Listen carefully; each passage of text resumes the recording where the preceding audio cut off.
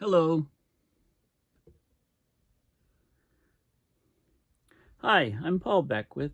I was perusing papers that were presented at the American Geophysical Union conference 2023 version, which was just held last week in San Francisco. You know, it's a yearly conference, probably the largest earth science conference. There's loads of climate change stuff, but you know, it covers all branches of earth sciences. And apparently there were 27,000 people in attendance. So not as big as COP, but it's much bigger than the European version, the EGU, European Geophysical Union Conference. So anyway, I was browsing the conference and I came across an interesting article on ocean vessels triggering lightning strikes. Okay, so there's a number of different aspects that I find very interesting about this paper, so I'm going to discuss them in this video. So this is the article that I came across.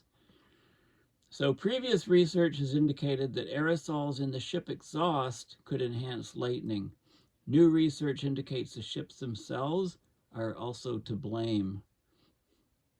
Okay, so of course, you know, being on a ship at sea, there's always a danger of lightning strikes that could set the ships alight and doom crews since ancient times.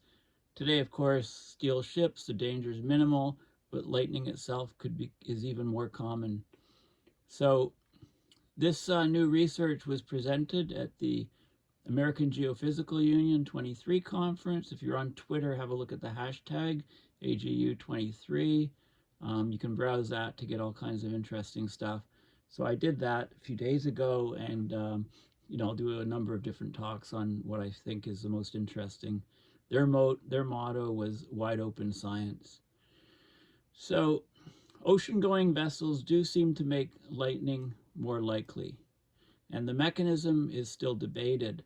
Okay, one theory, of course, is that the aerosols emitted in the ship's exhaust alter how the storms develop, leading to more lightning, or the ships themselves, which are tall metal objects on a watery plane, could be actually magnets for lightning. They could be drawing in lightning strikes. So this new study I'm going to discuss in Earth and Space Science was presented at the AGU annual meeting in San Francisco just last week. So it takes a fresh look at the question with the help of additional data pairing the location of lightning strikes and the location of ships. Very, very interesting data. So the data doesn't show direct strikes to ships, but it does show a prevalence of lightning strikes very close to shipping lanes versus slightly farther away. So basically, ocean vessels are attracting lightning strikes and likely even causing them in some cases. So the idea that shipping traffic might be increasing the frequency of lightning strikes, it was first put forth in a 2017 paper, used a network of ground-based sensors called the Worldwide Lightning Location Network, or WWLLN, and I'll show you how amazing that site is. So basically, the findings were that lightning density was up to 2 times greater in some areas of the South China Sea and Indian Ocean near shipping lanes than in regions without ship traffic. Okay, so the idea is that aerosols from the ship exhaust might change the nature of the storms above, or it might cause clouds that are electrified to trigger lightning bolts. But, you know, the ships are, of course, big metal objects in the ocean. So what this new study does is it uses the Worldwide Lightning Location database, and it also uses the emissions database for global atmospheric research, EDGAR. It also uses transponder data that tracks the location of ships around the world. So it looks at the aerosols, it looks at the ship locations, and it looks at the lightning strikes. So this is a fascinating study. So basically, by using the ship transponder data with data from the lightning network, and then which recorded the locations of individual lightning strikes, the study found that lightning was 15 times more likely to occur near a ship than 2 kilometers away. Okay, 15 times more likely to occur near a ship than 2 kilometers away.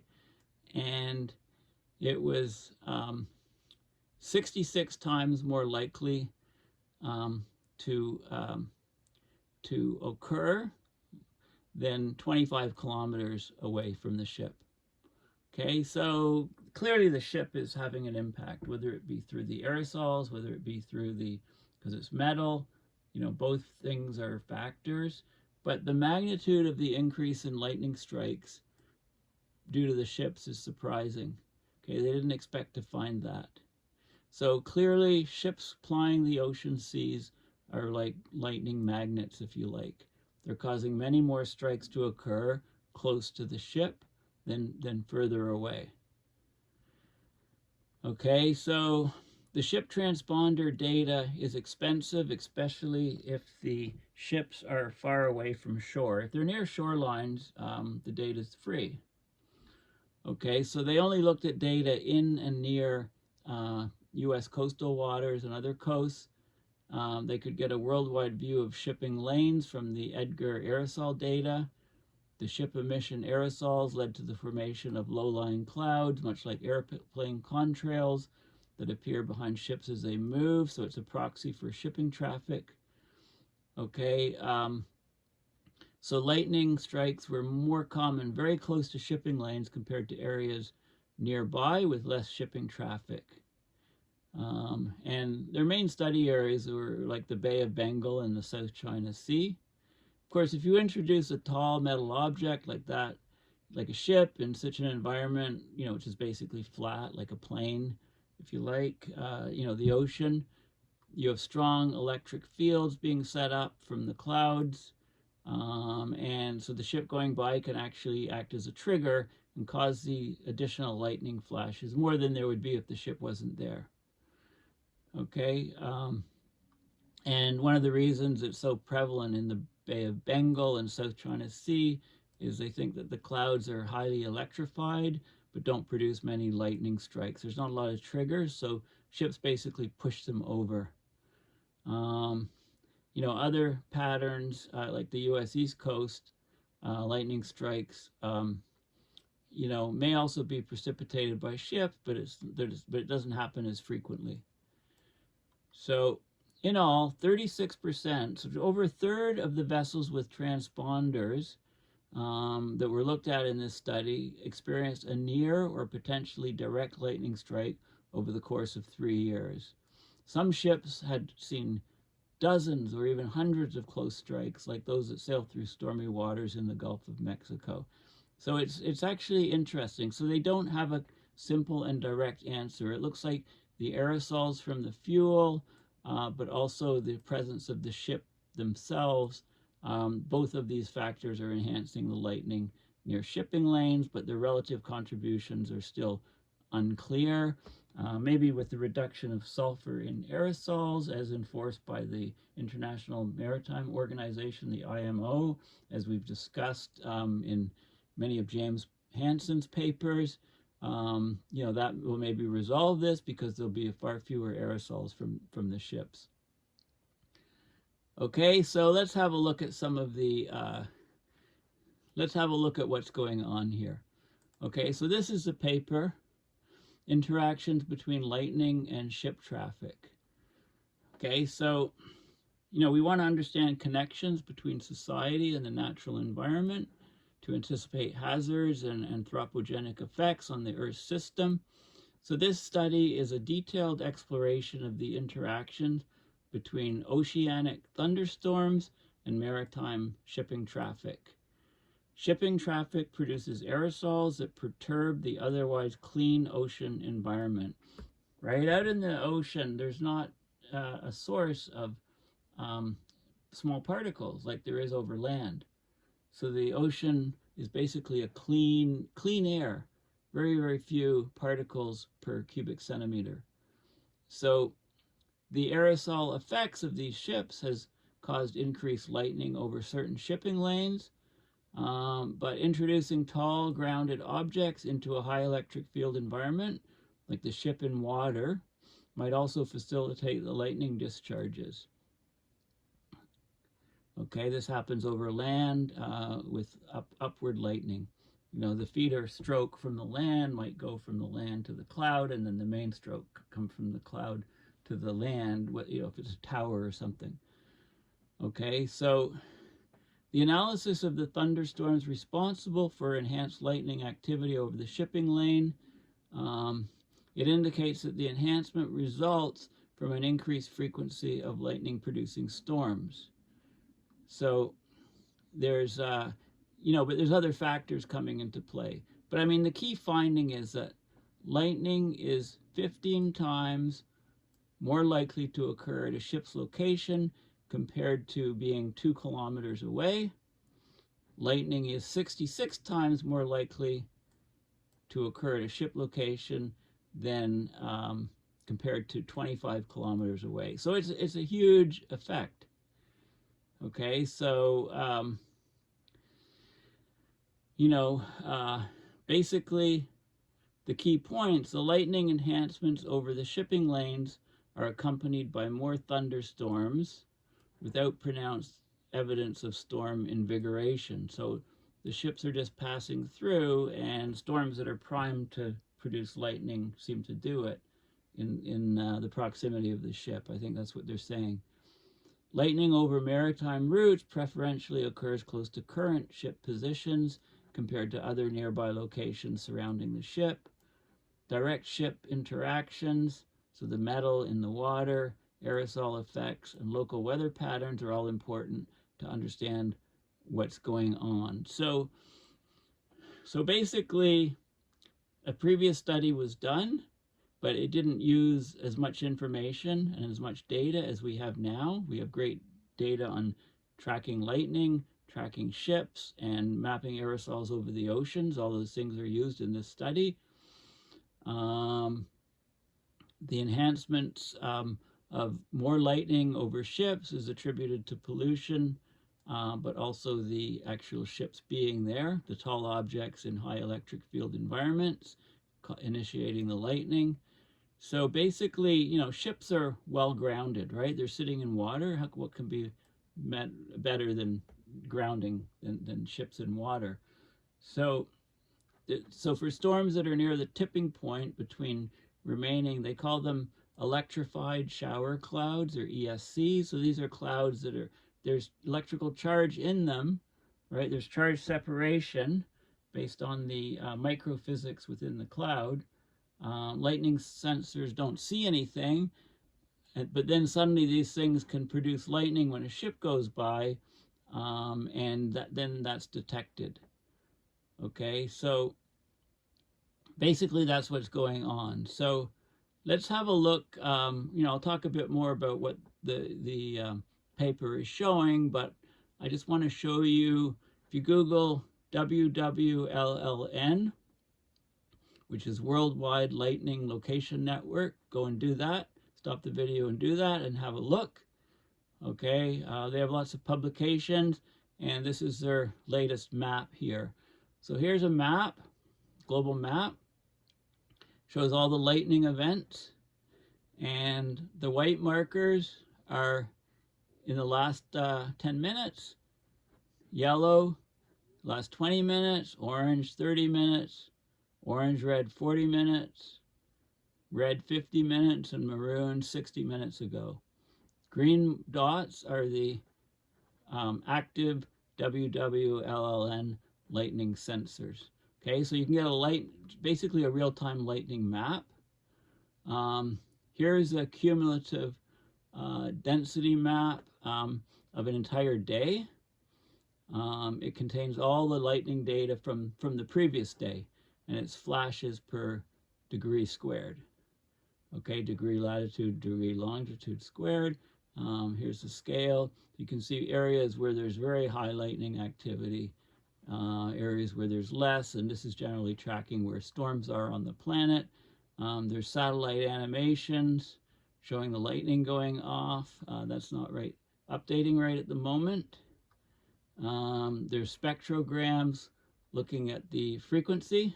When you get a lightning burst, you get the frequency, VLF, very large frequency, spectrogram images from the sensors, and so on. Okay, so it's a very good site for lightning detection. I've got an app on my phone which gives me local lightning strikes, accurate to, I don't know, 10 meters or something. I was in a storm a few years ago and a strike was really close, and I checked and it was like less than 100 meters away from where I was. And then there's also the maritime traffic. Okay, so this is, you can Google marinetraffic.com, go to that site and have a look at the data. So this is where all the ships are around the world right now. We wonder why the planet's warming. Oh, humans, aren't big enough to have an impact. Well, you can get a similar map for aircraft. Okay, so these are all the ships around the world. And, if you're out in the middle of the ocean, you're getting satellite data. And if you try to click on it, you need to pay to get this data. And if you go to ships closer to land, so there's Bermuda. Let's have a look at some of the ships here. What's this guy doing? Norwegian Getaway. Speed, position, where it's heading to New York. Right, and here we are. So this is a cruise ship. Vessel details. Okay, maybe the data is, maybe you need to pay to get real-time data. There's a lag in this data, so it gives, this is the ship and where it's going, and there's all kinds of stuff. You can get different areas, recent port calls. It says unlock shipyard moves and unlock port calls. So those are all pay to get more additional data if you want it. Okay, so let's have a look at some other stuff. Right, so you can look, look at the coastal shipping, look at shipping in rivers and stuff.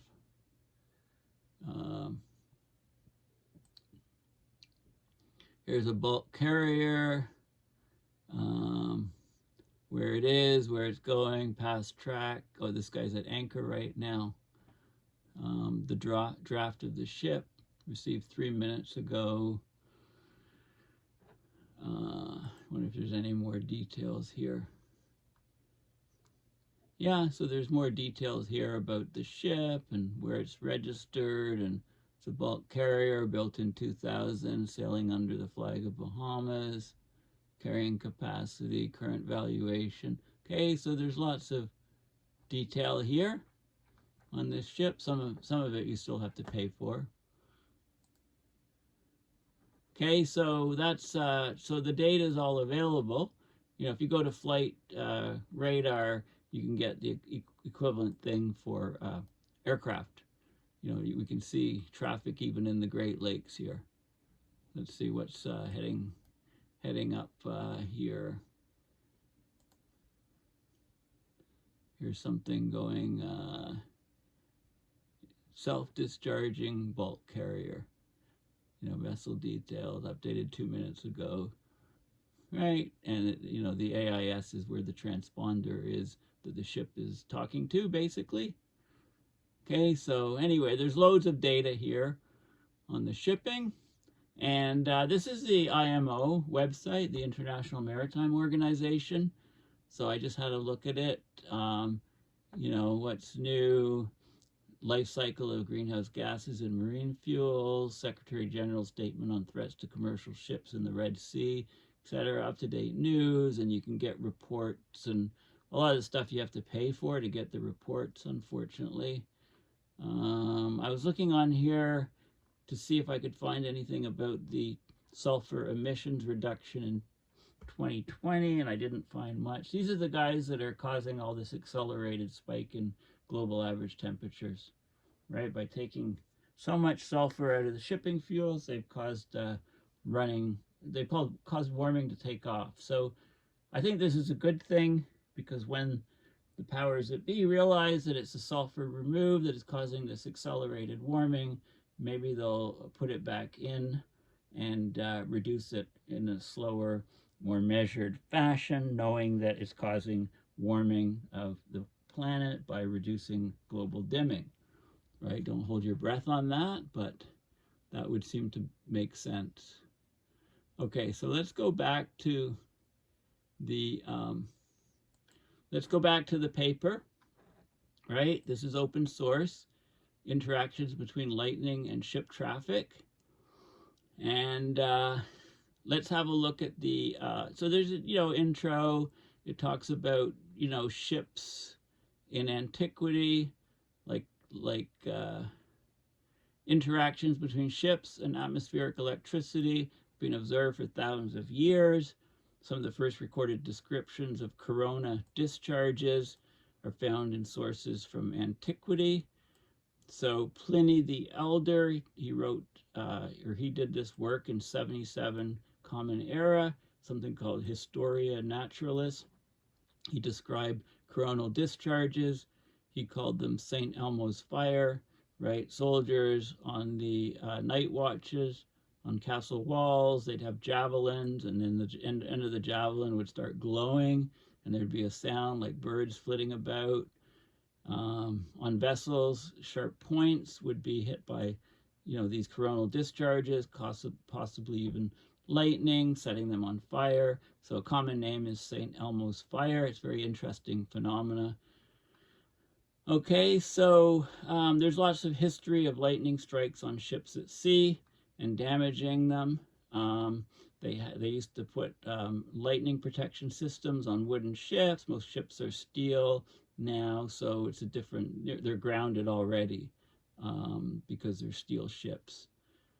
And the effects on the air of the aerosols from the ship exhaust have been known for quite a while since the satellite era, seeing anomalous cloud lines reported over the ocean. 1966, right? Some of the first satellite imagery. They were called ship track clouds. Of course, the ocean environment is clean for having small numbers of aerosols compared to land, and the aerosols act as cloud condensation nuclei, and their scarcity results in low maritime clouds containing smaller numbers of large precipitation droplets. So these clouds are not very reflective, and they rain out very quickly.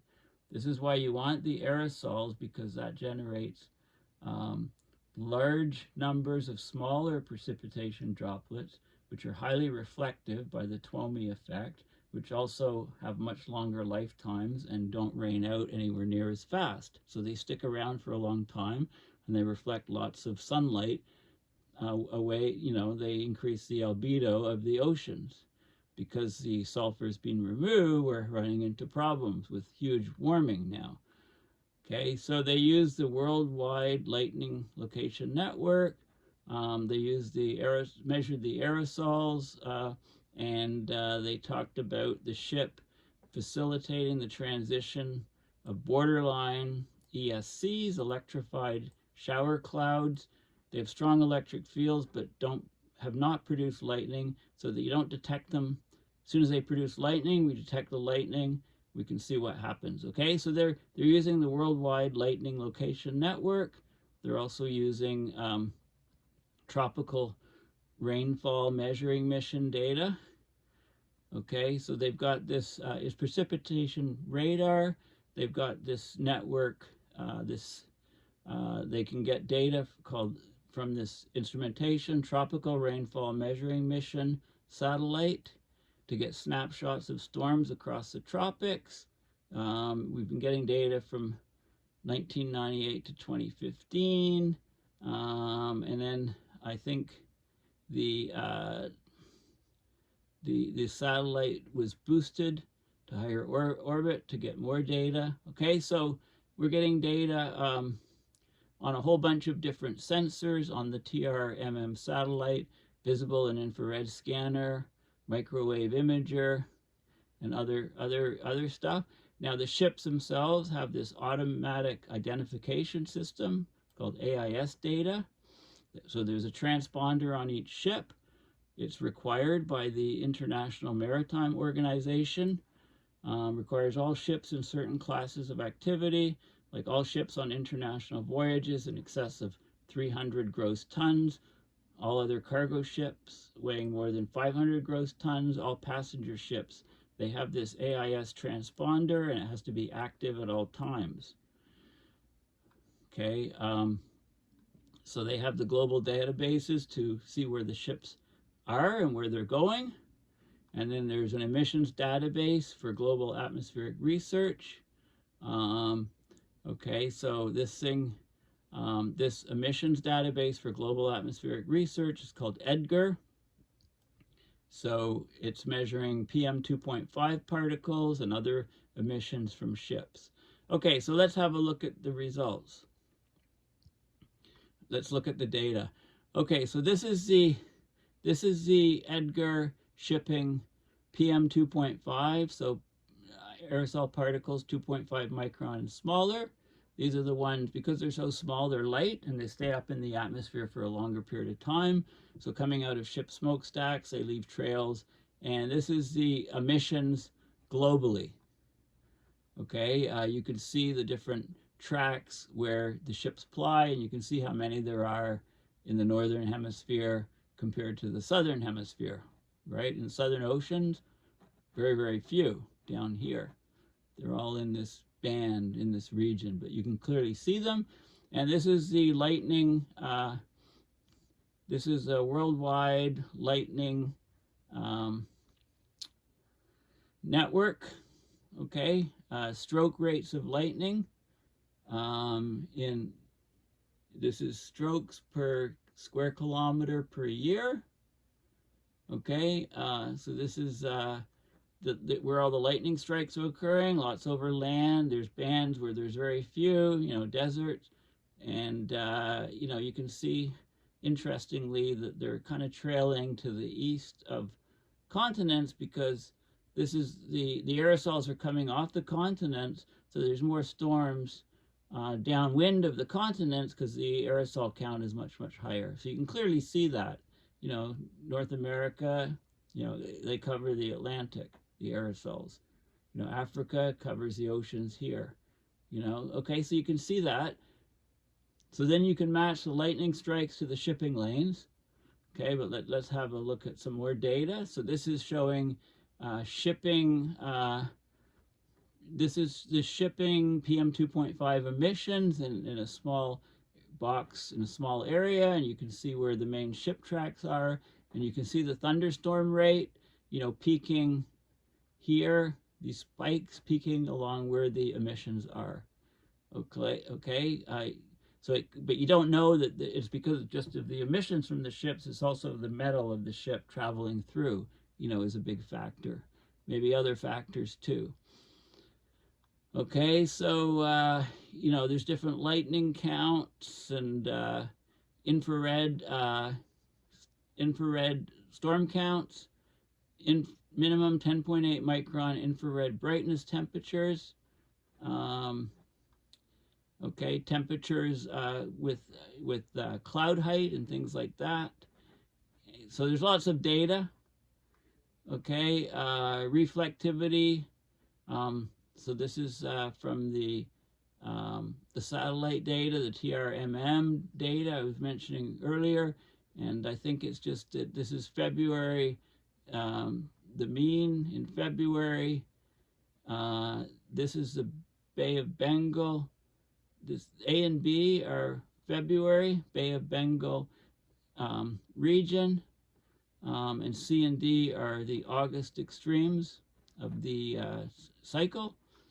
Okay, and you can see where the main shipping tracks are, and look for enhancements in the reflectivity of the cloud in the signal. Okay, you can do cumulative probability distributions of all the storms, storms with high cloud heights, thunderstorms, and look at the frequency distribution in a particular region. And look at the way that lightning is enhanced nearby the ships. Okay, again, this is all the shipping event. So it's where they're getting signals from all the ships and they're plotting them, and you can see basically heavy traffic, heavy shipping traffic around North America. Then you can see where the lightning strikes are. And, there's certain regions of a lot of shipping traffic where there's lots of lightning strikes. There's some others where there's not so much enhancement. So it seems to, the cloud conditions in a particular region are important. This shows you a frequency distribution. If you've got your ship here in the center, if you trace the longitude, you get a spike here of lightning close right where the ship is and surrounding the ship. Latitude cross section up this way, you can see the same thing. So this ship is causing a huge enhancement in lightning strikes nearby it. Okay, it's a huge enhancement. This is another ship track, and you can see lightning along the ship track, the frequency of lightning strikes. Lots more data showing this. This is within plus or minus 2 kilometers along the ship track, the frequency of strikes, and the AIS matches. You can see where the, the lightning is happening all around the ship. It's being enhanced. Okay. The lightning distribution is dominated by the central peak at the ship location. When lightning occurs in a convective scale region surrounding shipping traffic, the likelihood of the stroke occurring at the ship location is enhanced by 50 times compared to the edge of the domain. 38% of all strokes that occur over the 50-kilometer cross-section are located within 2 kilometers of the ship. 31% of all lightning strokes within a kilometer of the ship. Very, very narrow peak. It says it's not symmetric. 28% of the strokes occur greater than 2 kilometers to the left of the ship's course, 34% to the right. This is probably caused by land-sea effects in that particular region they were looking at, or some systematic offset. They're not sure why. Okay. And what is interesting is that some ships are lightning magnets compared to others. So there's more frequency histograms of all events, unique vessels, right? So they look at individual unique vessels. Some vessels are hit all the time, others are not hit hardly at all. So the likelihood of a ship having a direct lightning interaction should depend on both its construction and the amount of time it spends around active thunderstorms. Okay, so they categorized close lightning events to all these different ships. And so they looked at different categories of ships: pleasure craft, cargo ships, sailing ships. And it's interesting because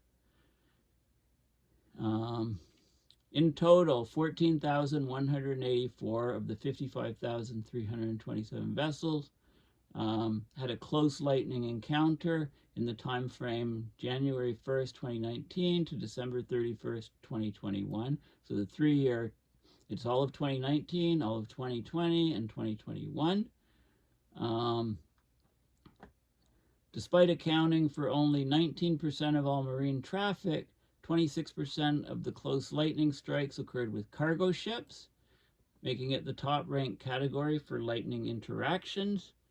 3,658 of the 10,206 cargo ships in the ship catalog have had a close lightning stroke. 36% of the cargo fleet. Pleasure craft are the second most common category. These are like cruise ships, 19% of the total. Tanker ships, 18% of the total. Sailing ships were the lowest of the ship categories to get hit by lightning because they tend to avoid the storms, right? They're smaller ships, they tend to avoid the storms. Now, ships that have direct lightning encounters tend to have multiple close lightning strike events. This could include multiple potential strikes during a single voyage through a thunderstorm or due to static routes that frequently take the vessel through lightning-prone regions. Okay, so they had a look over the 3 years, and the median is 5 close lightning strokes in 3 years. 1/3 of the vessels exposed to lightning had greater than 10 close lightning hits in that time. But there's 25 vessels that are in a table, and they had massive numbers of strikes. So the vessel with if you want to go see lightning, go on this ship, the Shelby Courtney. The vessel with the most lightning encounters was the Shelby Courtney. It operates around the Gulf Coast of Louisiana, was within 2 kilometers of 449 lightning strokes during the 3-year period.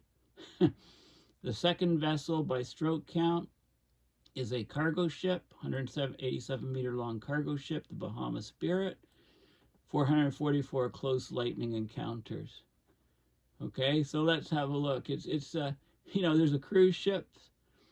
The top 25 ships by close lightning encounters do include 3 cruise ships. The Disney Dream, 413 lightning strokes. The Disney Fantasy, 290 strokes.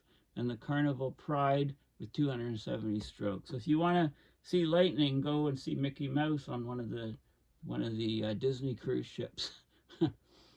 Right? So this is unique ships. So if you look at the frequency of all of the cumulative frequency of the lightning strikes, right, you can count them. 1, 2, 3, 4, 5, 6, 7. The 10 ships, right? That accounts for about 60% of the lightning hits. And then these are the other ships. So there's not a lot of ships. There's a couple hundred ships have most of the lightning hits. And here's a table showing some of the data. So that 449 lightning strokes on the Shelby Courtney, an offshore supply boat, 34 meters long, 7 meters wide. The ship, right, small guy, huge numbers of lightning strokes nearby. Next is the Bahama Spirit, and then you have cargo ship, supply boat. Then you have the Disney Dream, 413 lightning strikes. So that's the cruise ship to go on if you want to see close-up lightning. And you can see, the way the distribution is set up, there's a huge number of lightning strikes on a limited number of ships.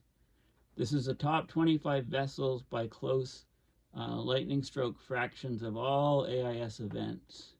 And you can see, close events. This is, right, pleasure craft. You can see, get lots more data on the ships that are most prone to being hit. So basically, in conclusion, this is an interesting study. It looks at lightning interactions with maritime shipping traffic.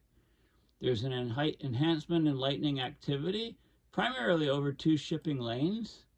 The increase in lightning frequency is attributed to the aerosols, but also the actual metal of the ship in the water. It's not completely clear which one is dominating. Both effects are coming into play. Okay, so there's this is the lightning enhancement from direct lightning interactions with ocean-going vessels. Okay,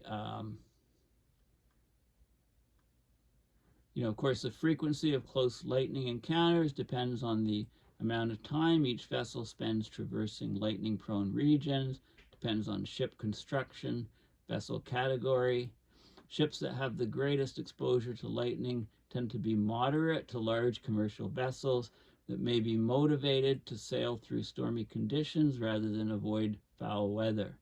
So cargo ships, tanker ships, large passenger ships have greater incidences of close lightning strikes than do pleasure craft or sailing vessels, which tend to be fair weather sailors. They try to find the calm regions away from storms.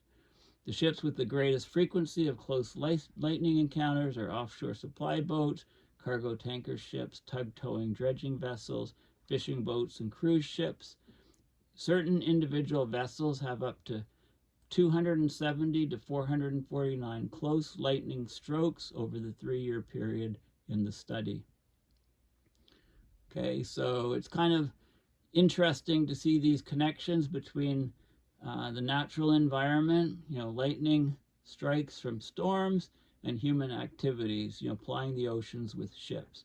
So it's just kind of a very interesting, fascinating study. I found it really fascinating.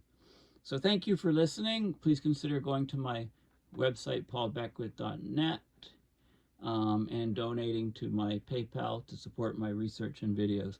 Thanks again, and bye for now.